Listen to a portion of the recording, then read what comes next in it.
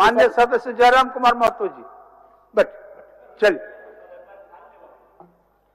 धन्यवाद अध्यक्ष महोदय। मेरा प्रश्न सीधा था लेकिन बड़ा गोल मटोल जवाब दिया गया है। मेरा प्रश्न था कि क्या यह बात सही है कि किसानों द्वारा खरीदे गए फसलों की राशि का भुगतान किस्तों में किया जाता है, और यदि किस्तों में किया जाता है और भुगतान में देरी होती है तो क्या ब्याज सहित राशि का भुगतान सरकार करेगी? चलिए माननीय मंत्री जी।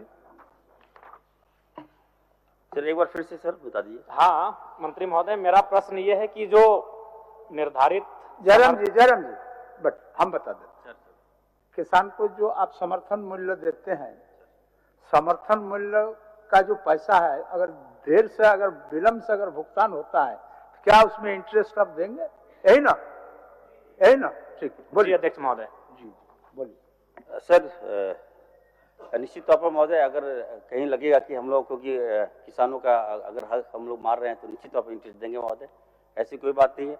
मैं कहना चाहता हूँ जो प्रश्न इन्होंने किया है कि किसानों का प्रथम फेज में जब हम लोग चावल धान लेते हैं महोदय, जब करेल लेते हैं तो 50% हम लोग देते हैं ऑन द स्पॉट और 50% हम लोग बाद में देते हैं। इसका कारण है महोदय कि अगर हम एक टाइम अगर हम पेमेंट कर देंगे तो बिचौलिए लोग हावी हो जाएंगे, किसान को उसका सही लाभ नहीं मिलेगा महोदय।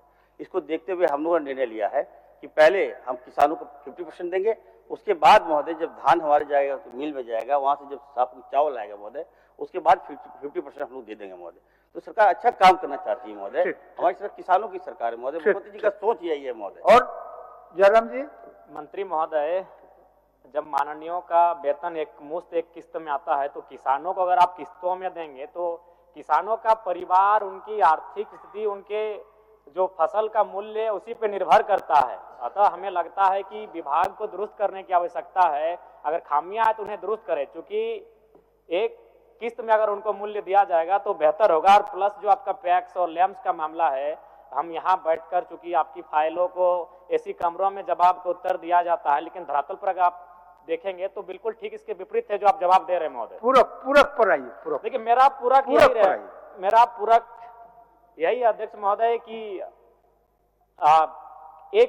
एक मुश्त में, एक किस्त में सरकार विचार रखती है। सर मैंने कहा ना सर कि हम किसान की जो हित है सर उसको देखते हैं। विधायक जी जो कहना चाह रहे हैं कि एक मुश्त में महोदय, अगर एक मुश्त में देंगे तो महोदय इसमें करप्शन बढ़ेगा महोदय, सभी किसानों को लाभ नहीं मिलेगा। हमारा झारखंड है महोदय, आदिवासी ट्रैवल है महोदय, ये लोग जाएंगे तो वहाँ बिचौलिए लोग लेके जाएंगे, उनका पता चला धान भी दिए पैसा भी नहीं मिला महोदय। तो हम लोग देखते हैं, वेरीफाई करते हैं कि सही जगह मिला कि नहीं मिला पैसा। इसलिए महोदय ये हमने क्राइटेरिया तय किया है। अगर विधायक जी को पर्टिकुलर किसी किसान को चाहिए हेल्प देने के लिए तो मैं उसको दिलवा दूंगा महोदय। ठीक है, बस मंत्री महोदय स्वीकार कर रहे हैं कि इससे करप्शन। एक मिनट, आपका माननीय मुख्यमंत्री जी इच्छा व्यक्त किए हैं संतुष्ट करने के लिए। माननीय जयराम महतो जी का जो सवाल है, सवाल बहुत स्पष्ट है, थोड़ा शायद मंत्री जी इसको क्लियर नहीं कर पा रहे हैं। अध्यक्ष महोदय, जो धान क्रय करने का जो प्रक्रिया है राज्य सरकार के अंतर्गत, वो जो उठाव करती है और उसके बदले जो सरकार के माध्यम से किसानों को पैसे दिए जाते हैं, वो इस आधार पर अध्यक्ष महोदय की एक रोटेशन सिस्टम है राज्य के अंदर, राइस मिलों का एक कैपेसिटी है, उस हिसाब से उठाव भी होता है और मिलिंग भी होती है, फिर वो बाजार में आता है या गरीबों में बढ़ता है। उसके बाद ये एक कंटिन्यूअस प्रोसेस है।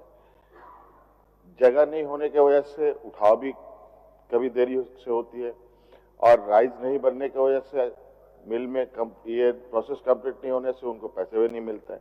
तो ये कंटिन्यूअस प्रोसेस है और ये चलता रहता है।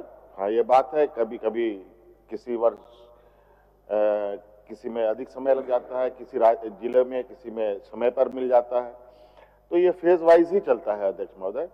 हाँ, ये बात जरूरी है, ये फेज वाइज को खत्म करने की दिशा में राइस मिल की संख्याएं बढ़ाई जा रही है और जितना अधिक राइस मिल यहाँ लगेगा अध्यक्ष महोदय, उतना तेजी से उठाव भी होगा और समय पर लोगों को पैसे भी मिल जाएंगे। चलिए।